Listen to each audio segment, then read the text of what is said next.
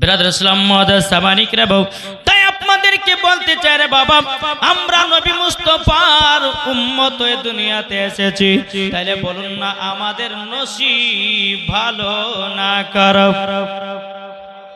এ brother ইসলাম মুআদ্দাস সামানিক রে বাবু, এ সোনা মানিকেরাও, হযরত আদম সাফিউল্লাহ উম্মতের কে দেখে আল্লাহকে বন্ত রব্বুল আলামিন, আল্লাহ গো আপনার কাছে একটা আবেদন করব, বেরাদার তিনের উম্মতের আল্লাহকে কে দেখে দেওয়ান দানলাও, আমরা আখেরি জামানার নবীর উম্মত হতে চাই।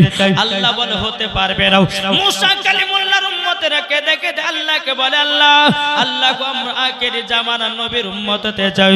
আল্লাহ বলে হতে পারবে না।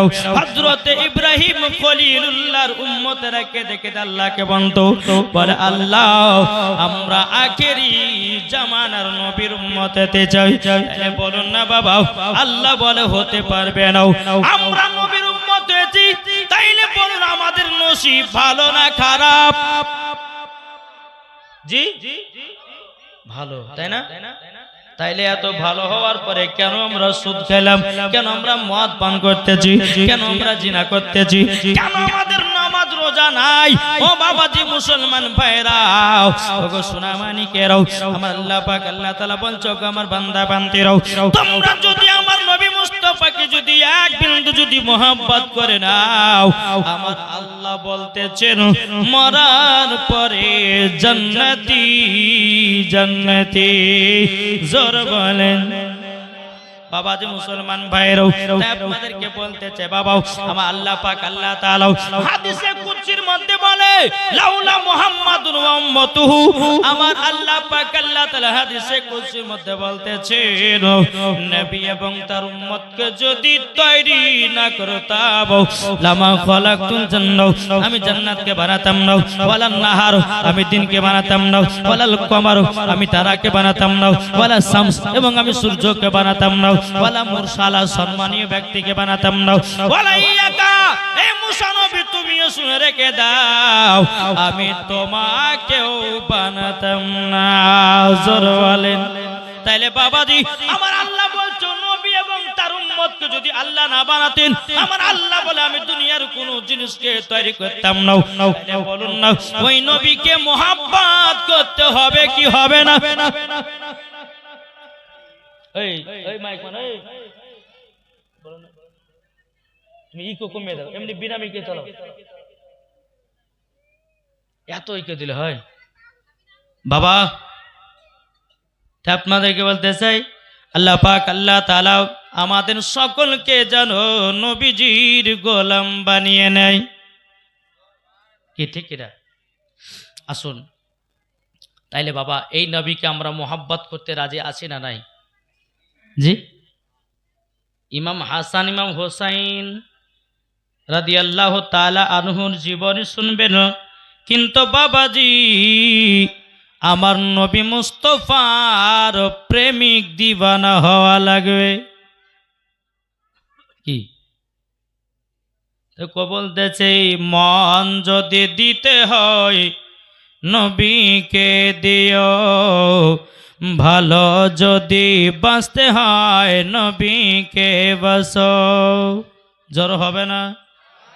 মন যদি দিতে হয় নবীকে দিও, ভালো যদি বাঁচতে হয় নবীকে বাসো। তাহার দুঃখ কষ্ট যন্ত্রণা তিনি সইতে পারে না, ওই নবীর নামে দরুদ পড়িও। মন যদি দিতে হয় নবীকে দিও, ভালো যদি বাঁচতে হয় নবীকে বাসো। ঠিক না?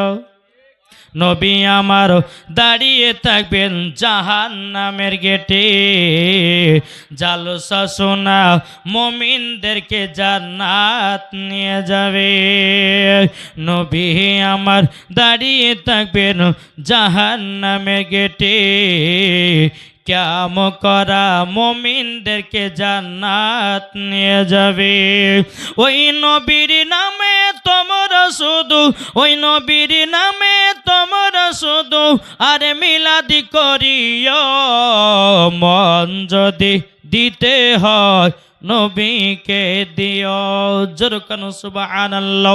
এই বাবাজি তা আপনাদেরকে বলতে চাই রে বাবা, আমার আল্লাহ পাক আল্লাহ তাআলা বলছো গো আমার বান্দা বান্দিরাও, আমার নবীকে যদি মহব্বত করতে হয় হযরত উমারে ফারুকের মতো করো, নবীকে যদি মহব্বত করতে হয় হযরত উসমান গনির মতো করো, নবীকে যদি মহব্বত করতে হয় হযরতে বেলালের মতো করো, নবীকে যদি মহব্বত করতে হয় হযরত উসমান গনির মতো করো, নবীকে যদি মহব্বত করতে হয় এ বাবা যে মুসলমান ভাইরাও ইমাম হাসান ইমাম হুসাইনের মতো করো, নবীকে যদি মহব্বত করতে হয় বাবা যে মুসলমান গাউসে পাকের মতো মহব্বত করো, নবীকে যদি মহব্বত করতে হয় বাবা যে খাজা গরিবে নামাজের মতো করো, নবীকে যদি মহব্বত করতে হয় নিজামউদ্দিন আউলিয়ার মতো করো, নবীকে যদি মহব্বত করতে হয় বাবাজি তাজ শরিয়ার মতো করো, নবীকে যদি মহব্বত করতে হয় মাসলাকে আলা হযরতের মতো করো, মরার পরে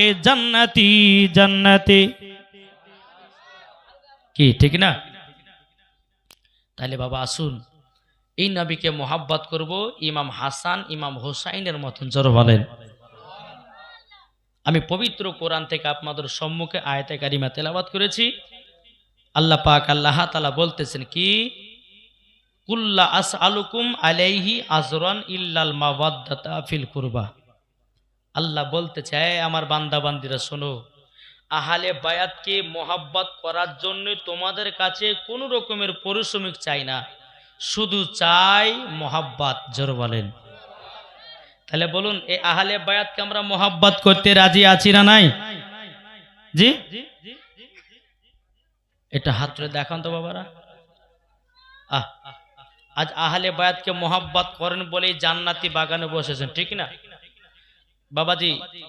এই ইমাম হাসান ইমাম হোসাইনের জীবনী 3 দিনে কিছুই হবে না, তবে যেগুলো মেন মেন শব্দ যে মেন ঘটনাগুলো ইনশাল্লাহ সেগুলো আমি তুলে ধরবো। যেহেতু অনেকে আশেপাশে অনেকে আমার মা বোনেরা আছেন আলহামদুলিল্লাহ, তারাও যেন বুঝতে পারে। আমি 3 দিনের ভিতরে ইনশাল্লাহ কারবালার মাথা ঠেকাবো, মানে কেটে কেটে ঠেকাতে হবে, তাছাড়া হবে না তো। জি চলুন। হযরতে আলী রাদিয়াল্লাহু তাআলা আনহু কে গো? হযরতে আলী রাদিয়াল্লাহু তাআলা আনহু কে? ইমাম হাসান ইমাম হোসেনের আব্বাজান। আচ্ছা, হযরতে আলীর আব্বার নাম কি? এগুলা তো মেন, এগুলা আমাদেরকে মনে রাখতে হবে। জীবনী শুনলে পরে আমাদেরকে মনে রাখতে হবে না? হবে না? শুধু সুরের দিকে তাকালে হবে না বাপ, কথাগুলো কি বলছে সেগুলা কান দিতে হবে। তাহলে হযরতে আলীর আব্বার নাম কি গো? আবু তালেব। তাইলে বাবাজি হযরতে আলীর মায়ের নাম হচ্ছে বাবাজি ফাতেমা বিনতে আসাদ, আসাদের বিটি ফাতেমা। বুঝতে পেরেছেন না? জি। আর এদিকে খাতুনে জান্নাতের আব্বাজির নাম হলো দুজাহানের বাদশাহ নবী মুহাম্মদ রাসূলুল্লাহ সাল্লাল্লাহু তাআলা আলাইহি ওয়াসাল্লাম। জোরে বলেন। এদিকে খাতুনে জান্নাতের জন্মদিনগুলো সব বাদ দিয়ে দিলেন। জি, যখন খাতুনে জান্নাতের বয়স যখন 15 বছর 5 মাস, আর হযরতে আলীর বয়স হচ্ছে 21 বছর 5 মাস। খাতুনে জান্নাত জন্য বাবা যে মক্কার সমস্ত বড় বড় ঘরে লোকেরা খাতুনে জান্নাতকে বিয়ে করার জন্য সবাই পায়গাম দিতেন, কিন্তু আমার নবীজি কোনো মতে বাবা রাজি হতেন না। কেন? একজনের অপেক্ষায় বাবা দাঁড়িয়ে আছে। অনেক সাহাবীরা খাতুনে জান্নাতকে বিয়ে করার জন্য বাবাজি সবাই পয়গাম দিয়েছে, কিন্তু আমার নবীজি কোনো মতে রাজি হয় না। কি এদিকে উমারে ফারুক রাদিয়াল্লাহু তাআলা আনহু, হযরতে আবু বকর সিদ্দিক রাদিয়াল্লাহু তাআলা আনহু। ঠিক আছে বে থাকো বেরাদর ইসলাম মুআদ্দাস সামানিকেরাও, এ সুনামানিকেরাও, ওগো আমার আব্বা যে মুসলমান ভাইরাও, হযরতে আলী রাদিয়াল্লাহু তাআলা আনহু একটা ময়দানে বাবা মেষ পালক চড়াতেছে। এদিকে উমারে ফারুক রাদিয়াল্লাহু তাআলা আনহু তিনারা বাবা রাস্তা দিয়ে যখন আপনার চলে এসেছে, আসার পরে হযরতে আলীকে দেখেছেন। এ আলী কি ব্যাপার, এই জায়গাতে কি করতেছো? হযরতে আলী বলতেছে, বলো গো আমার, ওগো আমার আবু বকর ভাই, ওগো উমার ফারুক ভাই, আমি এই জায়গাতে মেষ পালক চড়াতেছি। বলে তাই নাকি? বললা হাও। বাবা উমার ফারুক বলতেছে, বলে আলী গো, আমার নবী মুস্তাফার ছোট কন্যা খাতুনে জান্নাতকে মক্কার সমস্ত ছেলেরা বিয়ে করার পয়গাম দিয়েছে, অনেক সাহাবীরা বিয়ে করার পয়গাম দিয়েছে, কিন্তু আমার নবীজি রাজি হয় না। আলী গো, তুমি একবার যাও, আমার নবীর কাছে যাও, খাতুনে জান্নাতের বিয়ের পয়গামটা দাও। বেরাদর ইসলাম মুআদ্দাস সামানিকেরাও, এ সুনামানিকেরাও, আমার বাবাজি হযরত আলী বলতেছে, বলো গো উমার ফারুক ভাই, আমি বিয়ের পয়গাম নিয়ে যাব তো যাব কেমন করি? হযরত আবু বকর সিদ্দিক রাদিয়াল্লাহু তাআলা আনহু, হযরত উমার ফারুক রাদিয়াল্লাহু তাআলা আনহু, তিনি বলতেছে, গো আলী গো, একবার নবীজির কাছে যাও, তুমি একবার বিয়ের পয়গামটা দিয়েছো। হযরত আলী বলতেছে, গো উমার ফারুক ভাই, আমি এত গরিব, এত গরিব, আমি যে খাতুনে জান্নাতকে বিয়ে করব, আমার বাড়িটুকু নাই, আমি খাতুনে জান্নাতকে বিয়ে করে নিয়েছে, কোথায় রাখবো, কি খাবো? এদিকে উমার ফারুক বলছে, বলে আলী গো, তুমি তো একবার নবীজির কাছে যাও, বিয়ের পয়গামটা দিয়ে এসো। বেরাদর ইসলাম মুআদ্দাস সামানিকেরাও, এ সুনামানিকেরাও, হযরত বাবাজি আলী রাদিয়াল্লাহু তাআলা আনহু আমার নবীজির দরবারে বাবাজি এসে হাজির হলেন।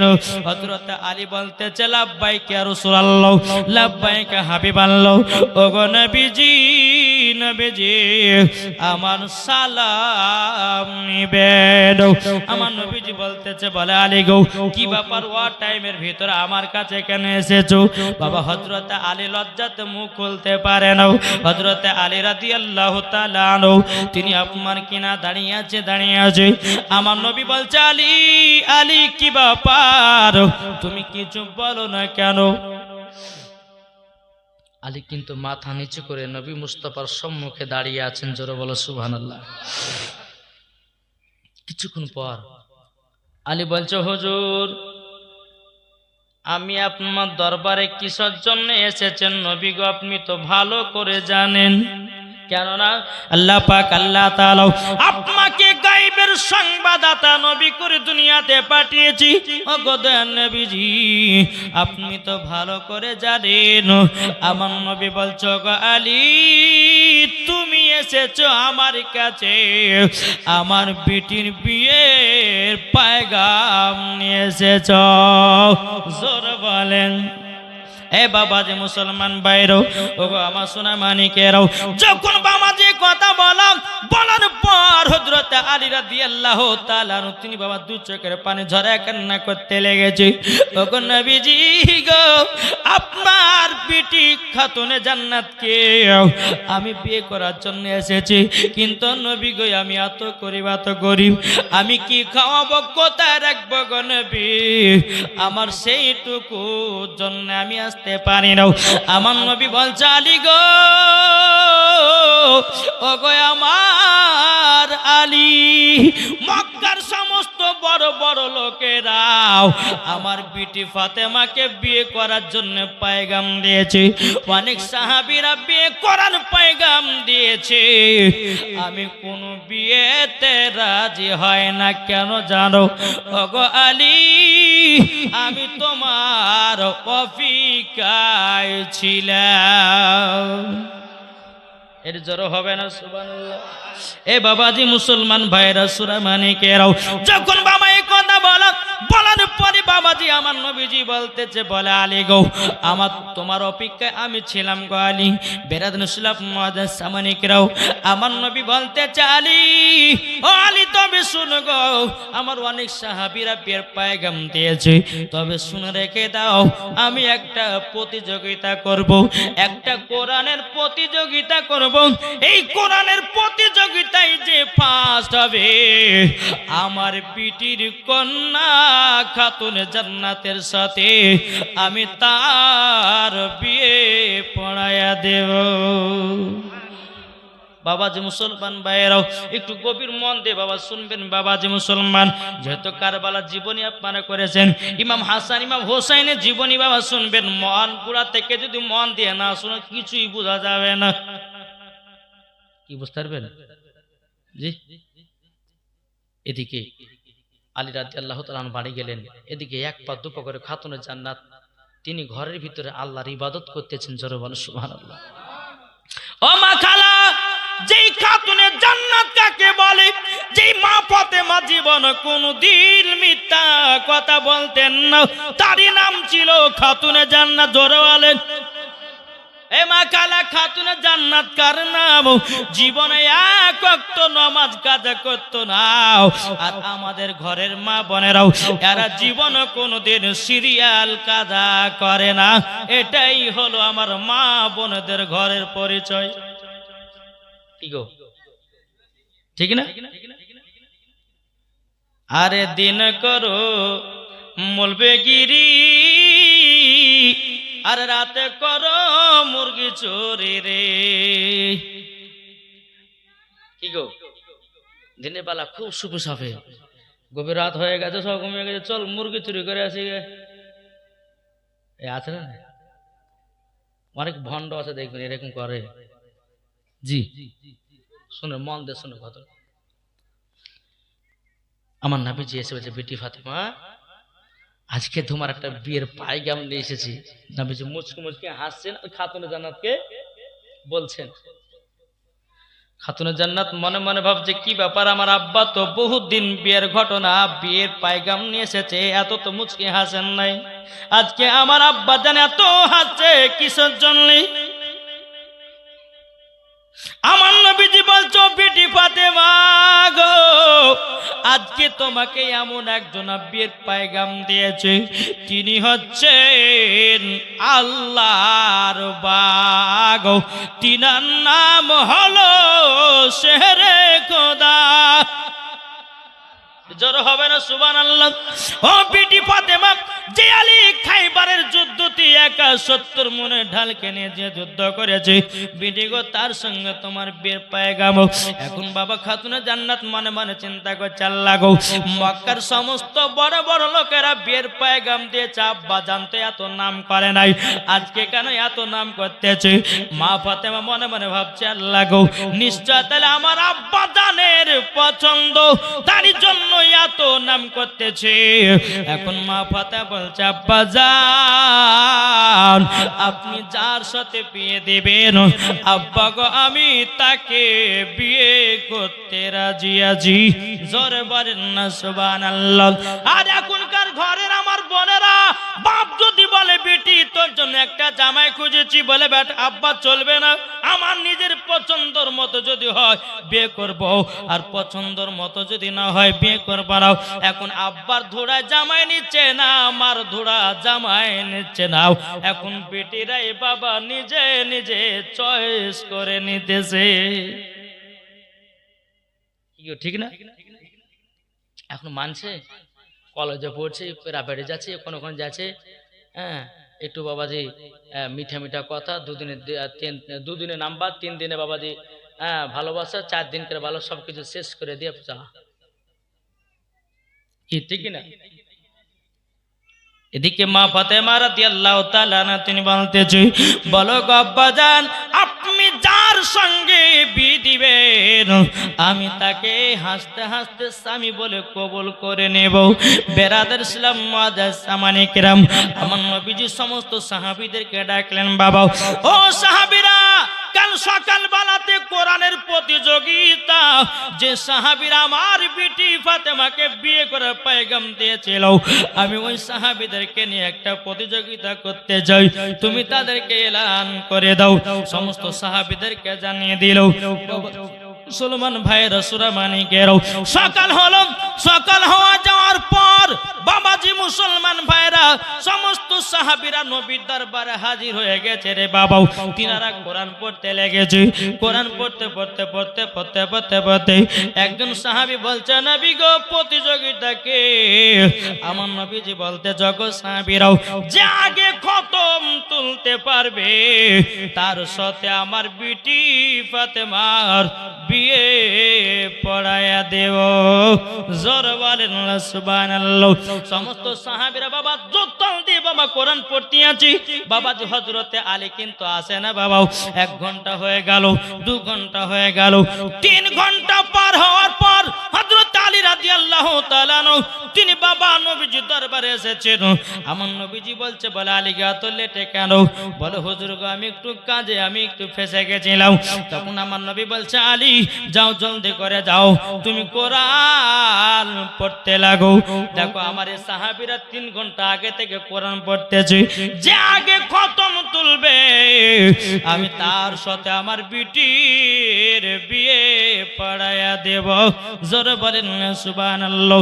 হযরত আলী তিনি বাবা কোরআন পড়তে লেগেছে। বাবা কোরআন পড়তে পড়তে পড়তে কিছুক্ষণ পর আলী বলতেছে, নবী গো, আমার খতম উঠে গেছে।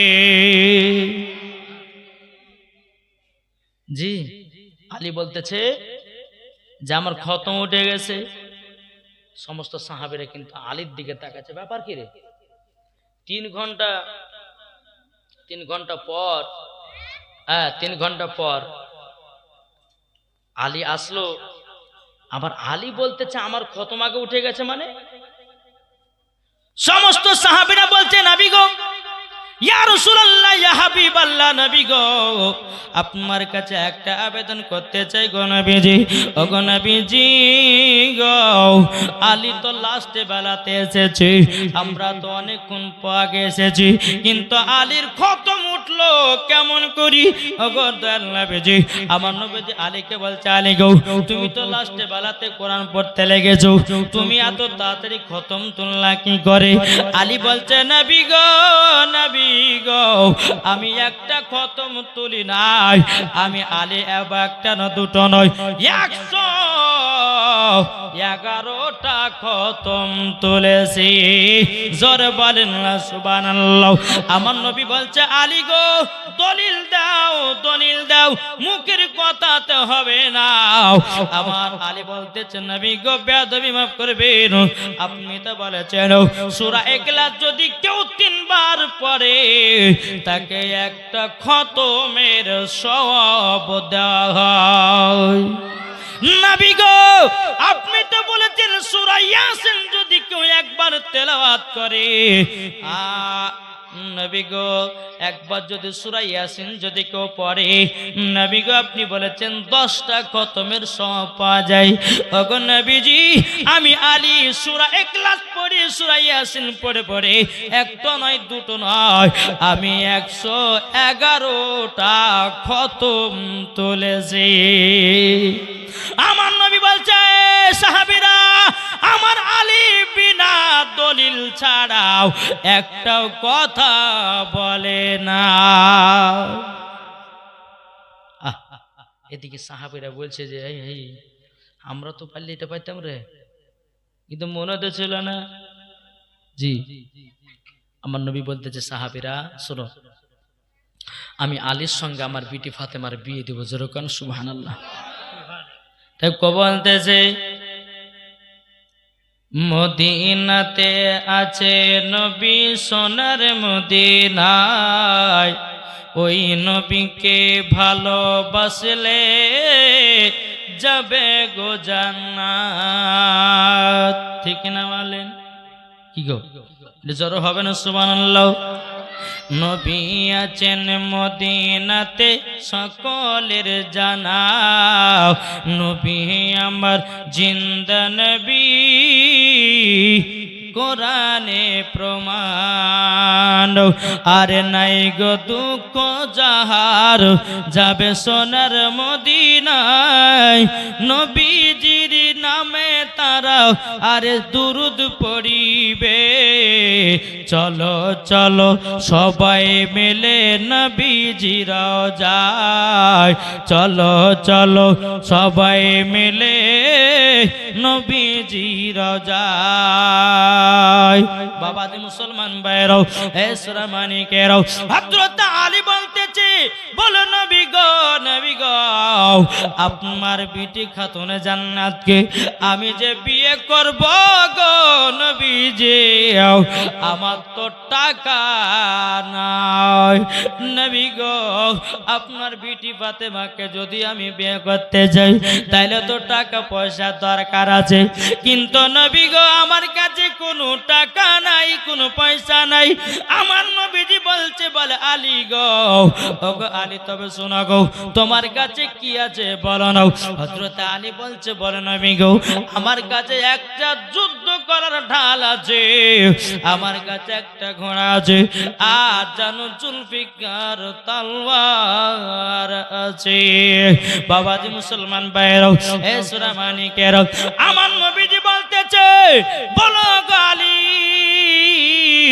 এ ঢালখানা নিয়ে যাও বিক্রি করার জন্য 480 দিরহামে বিক্রি করবাও। যদি তুমি বিক্রি করতে পারো, এই টাকাতে তোমার সাথে খাতুনে জান্নাতের বিয়ে হয়ে যাবে। হযরত আলী রাদিয়াল্লাহু তাআলা আনহু, তিনি আব্বাজি মুসলমান ভাইরাও, তিনি বাবা কি করলেন, ঢালখানা নিয়ে মদিনার বাজারে বাবা চলে গেলেন। সারা দিন মন বসে আছে বাবাজি হযরত আলী রাদিয়াল্লাহু তাআলা আনহুর বাবাজি, কেউ জানো ঢালখানা কিনে নাও। সন্ধ্যা লেগে আসতেছে, ওই রাস্তা দিয়ে হযরত উসমান গনি রাদিয়াল্লাহু তাআলা আনহু বাবাজি, তিনার সঙ্গে সাক্ষাৎ। হযরত উসমান গনি বলছে, গো আলী কি ব্যাপার, ও গো আলী তোমার কি ব্যাপার, সন্ধ্যাবেলা এই জায়গাতে বসে কেন? হযরত আলী চোখের পানি জোরে বলছে, উসমান গনি ভাই তবে শুনুন গো, আপনার শ্বশুর আব্বার বিটির সাথে আমার জানো বিয়ের পয়গাম, বিয়ে হবে। তখন উসমান গনি বলতেছে, হে আলী তুমি মদিনার বাজারে কি করতে যাবো? মদিনা আমরা দেখব, মদিনা আমরা যাব, মদিনা আমরা দেখব, মদিনা আমরা যাব মদিনায়। দুনিয়ায় নবী এলো মা আমিনার কোলে, আসলে হাজার মানি কাঁদলে মুক্তা ঝরে, আসলে হাজার মানি কাঁদলে মুক্তা ঝরে। যারি দিলে আছে নবী, যারি দিলে আছে নবী, তার চিন্তা কিছর নাই, যারি দিলে আছে নবী, তার চিন্তা কিছুর নাই। হৃদয় মাঝে কাবা, নয়নে মদিনা আমরা দেখব, মদিনা আমরা যাব, মদিনা আমরা দেখব, মদিনা আমরা যাব, মদিনা। একটু জড়ো হবে না, একটু মহব্বতে বলুন। নবী যখন দুনিয়ায় এলো, হাদিস ও কোরআন নিয়ে, কাফেরদের অন্তরে হিংসার গীবত চলে, কাফেরদের অন্তরে হিংসার গীবত চলে। আর আল্লাহ বলে, মাহবুব আপনার চিন্তা কিছুর নাই, আল্লাহ বলেন মাহবুব আপনার চিন্তা কিছুর নাই। দু জাহানের বাদশা নয়নে মদিনা আমরা দেখব, মদিনা আমরা যাব, মদিনা। জোরে বলেন সুবহানাল্লাহ। আমরা মদিনা যেতে কে কে একটু হাত তুলে বলুন তো, ইয়া রাসূলুল্লাহ, ইয়া রাসূলুল্লাহ। এই মাইক সেট হয়নি, মাইক সেট হয়েছে না? মাইকের আওয়াজ পাতলা হয়ে গেছে, হ্যালো চেক ফাটে যাচ্ছে আওয়াজ। হ্যালো হ্যালো, এটা ঠিক আছে। ইকোটাকে মিলিয়ে দাও, একটা একটা করে দিও না।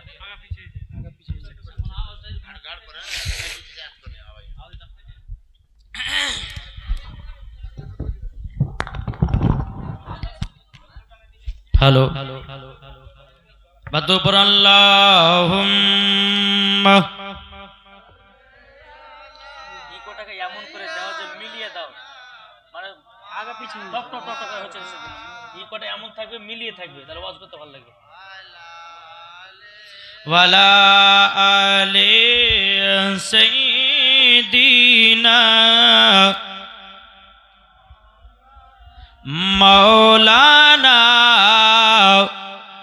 মুহাম্মদ সাল্লাল্লাহু তাআলা আলাইহি সাল্লাম। তাইলে বলুন বাবা, আমরা জীবনী শোনার জন্য এসেছি না বসার জন্য? শোনার পরে জীবনটা তৈরি করবেন তো? জি, আমি যতক্ষণ ওয়াজ করব শুনতে রাজি আছেন? কে কে শুনবেন না একটু হাত তোলেন। আমি তো বললাম কে কে শুনবেন না, মানে প্রথমে তো বাবাজি গন্ডগোল পাকিয়ে দিয়েছে। হ্যাঁ, শুনবেন তো? বলে ইনশাল্লাহ। আমি যেমন ভাবে জীবনীকে নিয়ে যাব বলবো বাবাজি, একটা কথা বলবো আপনাদেরকে, যে প্রত্যেকটা বক্তাদের ওয়াজ করার ক্যাপাসিটি থাকে আলাদা। একই ঘটনা কিন্তু বলার ভঙ্গিমা হচ্ছে আলাদা, কি ঠিক না? আমার ভঙ্গিমা হচ্ছে আলাদা, অনেক অনেক বক্তা যারা করেন তাদের বলার ভঙ্গিমা হচ্ছে আলাদা। তো ইনশাল্লাহ একটু মন দিয়ে শুনবেন। আমার মা বোনদেরকে বলে, মা বোনেরা আপনারা আশেপাশে অনেকে বসে আছেন, আলহামদুলিল্লাহ আমি লাস্টের দিন বলবো মহিলাদের জন্য 5টা পোশাক পরা চলবে না। যে মহিলারা 5টার ভিতরে একটা পোশাক যদি পরিধান করে তো ওই মহিলাকে মরার পরে জাহান্নামে যেতে হবে। বুঝতে পেরেছেন না? 5টা পোশাকের ভিতরে একটা যদি পরিধান করে মহিলারা, তাহলে ওকে মরার পরে জাহান্নাম যেতে হবে, কিছু করার নাই। তাই বাবাজি মুসলমান, লাস্টে বেলা আপনাদের সম্মুখে আমি বলে তারপর আপনাদের সম্মুখে বিদায় নিব। আলহামদুলিল্লাহ, আমি মন দিয়ে আপনাদেরকে বলতে চাই, জীবনী শুনতে গেলে একটু মন দিয়ে শুনতে হবে। কি শুনবেন তো ইনশাআল্লাহ? কো বলতে যে হযরত ইউসুফকে দেখে যারা আঙ্গুল কেটেছে, কি গো জোরে হবে না সুবহানাল্লাহ? হযরত ইউসুফকে দেখে যারা আঙ্গুল কেটেছে, তারা কি আমার নবীর রূপ দেখেছে? হযরত ইউসুফকে দেখে যারা আঙ্গুল কেটেছে, তারা কি আমার নবীর রূপ দেখেছে? আর দেখিত যদি কেটে দিত, দেখিত যদি কেটে দিত কলিজা কানা, হয়নি হবে না, হতে পারে না আমার নবীর সাথে কাউরে তুলনা, হয়নি হবে না। আল্লাহু আকবার। ইয়া রাসূলুল্লাহ, ইয়া রাসূলুল্লাহ, জিন্দাবাদ জিন্দাবাদ। হযরত ইউসুফকে দেখে যারা আঙ্গুল কেটেছে, তারা কি আমার নবীর রূপ দেখেছে? আর দেখিত যদি কেটে দিত কলিজা খানা, হয়নি হবে না, হতে পারে না আমার নবীর সাথে কাউরে তুলনা। সুবহানাল্লাহ। তাইলে বাবা যে আমরা বলতে চাই, এই নবীকে মুহাব্বত করলে বাবা জান্নাতি না জাহান্নামী? একটু জোরে বলেন। আল্লাহ পাক আল্লাহ তাআলা বলতেছো, গো আমার বান্দা বান্দিরাও, তোমরা যদি আমার নবীকে এক বিন্দু যদি মহব্বত করে নিতে পারো, আমার আল্লাহ বলতেছেন মরার পরে তারা জান্নাতি হয়ে যাবে। আমার আল্লাহ পাক আল্লাহ তাআলা বলতেছে, ও বান্দা বান্দিরা তোমরা শুনে রেখে দাও, শুনে রেখে দাও, নামাজের আগে নবীকে চিনো, রোজার আগে নবীকে চিনো, হজের আগে নবীকে চিনো, যাকাতের আগে নবীকে চিনো, আমলের আগে নবীকে চিনো, ঠিক কিনা বলেন? যারা নবী চিনেছে, আল্লাহ পাক আল্লাহ তাআলা বলতেছে তাদের নামাজ হজ যাকাত সব আল্লাহ দরবারে কবুল হয়েছে। কি গো ঠিক না? জি। তাহলে আমরা নবীকে মুহাব্বত করব তো জীবনী শোনার আগে। হ্যাঁ, জীবনী শোনার আগে আমি 5 মিনিট আপনাদের সম্মুখে বাবাজি মুসলমান ইমান আকীদা নিয়ে আমি একটু ওয়াজ করব, শুনতে রাজি আছেন? জি, কেননা আমরা জীবন শুনবো, তবে আমাদের ইমান আকীদা আগে ঠিক রাখতে হবে। কি গো জি, আপনাদের এলাকায় অনেক ওলামা ইকরামগণ আছেন, আলহামদুলিল্লাহ ইমান আকীদা যথেষ্ট আপনাদের ঠিক আছে। তবু আমি গুনাহগার মাওলানা ওবায়দুল ইসলাম জামালি যেটুকু আল্লাহ জ্ঞান দিয়েছেন ওই জ্ঞান দিয়ে আপনাদেরকে বোঝাবো। আচ্ছা বলুন, আপনাদেরকে একটা প্রশ্ন করবো আমি বাপ। প্রশ্নটা হচ্ছে এটাই যে আমাদের কলমা কি? একটু জোরে বলেন না। আমাদের কলমা হচ্ছে লা ইলাহা ইল্লাল্লাহ মুহাম্মাদুর রাসূলুল্লাহ সাল্লাল্লাহু তাআলা আলাইহি সাল্লাম। তাহলে আমার নবীজির কলমা কি? আমাদের নবীজির কলমা এগুলো আমাদেরকে শিক্ষা করতে হবে গো। জীবন তো শুনবেন বাপ, আমাদের এগুলো দরকার।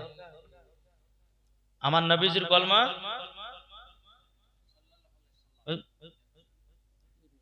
আমার নবীজির কলমা হচ্ছে লা ইলাহা ইল্লাল্লাহ ইন্নী রাসূলুল্লাহ। জোর হবে না সুবহানাল্লাহ? তাহলে বলুন আদম নবীর কলমা কি? আমি এটাই বুঝাতে চাচ্ছি যে আমরা যে নবীর উম্মত, আমাদের দাম কত। আমরা মুসলমান এটা বুঝলাম না, অথচ আমরা সুদ খেয়েছি, মদ খেয়েছি, কত জিনার কাজ করছি, কত পাপের কাজ করছি। যদি আমরা একবার যদি বুঝতে পারতাম যে আমাদের নসিব কত ভালো, জীবন আমরা গুনহার পথে জড়তাম না।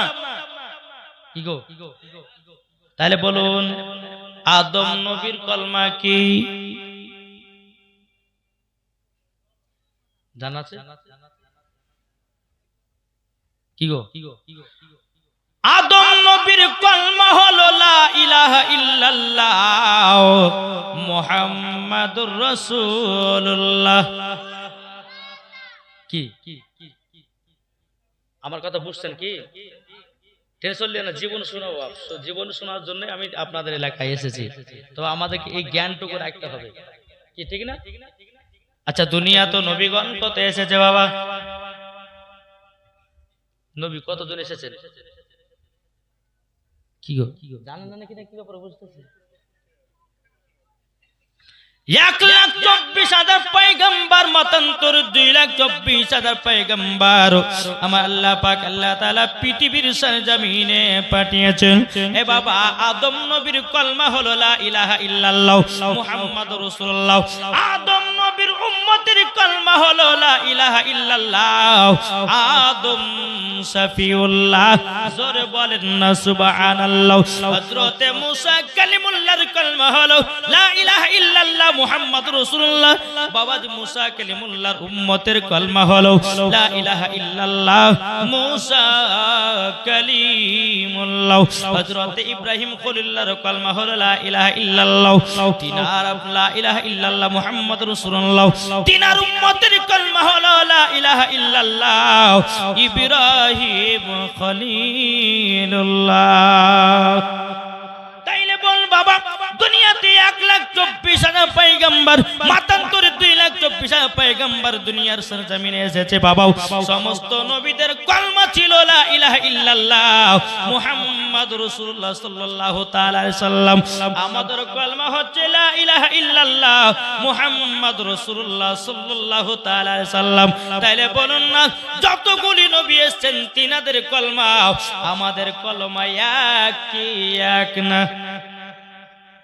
কি গো এই মাইক ঠিক করেন না ভাই। এই ছেলেটা পাকা না মাইকে মনে হয়, মানে মেন মাইকের ম্যান আসেনি। ঠিক হয়েছে না মাইক? মাইক ভালো আছে কিন্তু সেটিং করতে পারছে না। বেরাদ ইসলাম মুআজ্জাজ সামানিক রে বউ এত ইকো হয়, এত ইকো হয়, এত ইকো হয়। ইকোটাকে মিলিয়ে দাও।